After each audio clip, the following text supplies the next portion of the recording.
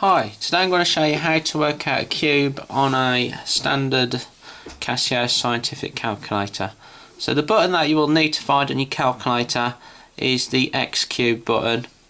So you'll find this on the first row and it's the second key in.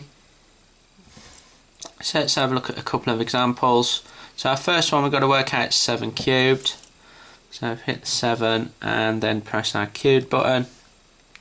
Hit the equals and we get the answer of 343. So let's have a look at example 2. This time we have 4.6 cubed. So again, type in 4.6. Hit the cube key, which is this one. Press your equals. Let's write our answer down as a fraction, so let's SD it. So we get the answer of 97.336. If you like the video, make sure you like it and subscribe to my channel. Thanks for watching.